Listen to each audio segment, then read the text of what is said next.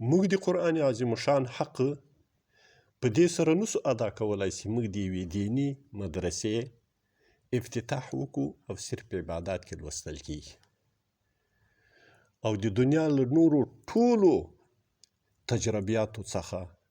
علومو څخه فنونو څخه ویده یو بېهوښه یو ناخبره یو موږ به د قرآن عظیم شان حق نه ادا کړی او موږ په دې باندې د قرآن عظیم شان حق نه ادا کړی چې موږ یو لوی عظیم دارالحفاظ جوړ کړو چې په لفظ باندې ماشومان هلته قرآن کریم حفظ کوي او دا د اسلامي نظام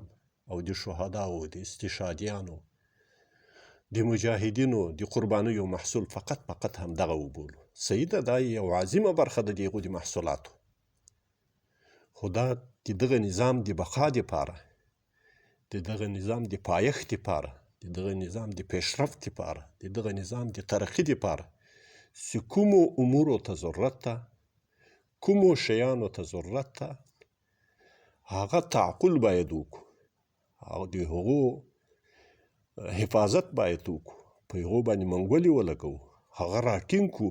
هغه د دې نظام جز او د دې نظام تقاضا او د دې نظام برخه وبولو پس له هغه به موږ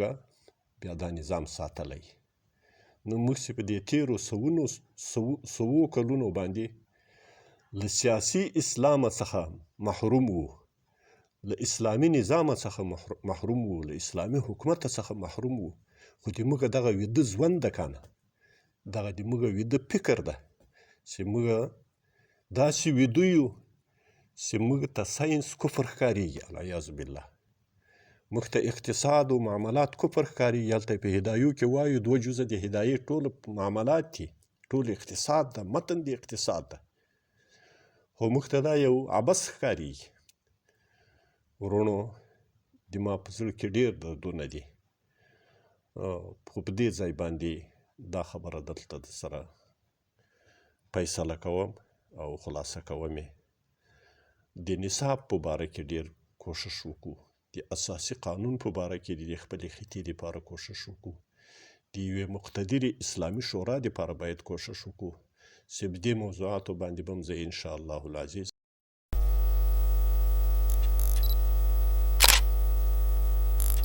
د نړۍ هر غافل په اذان ویښوم زه بلال خو به ولې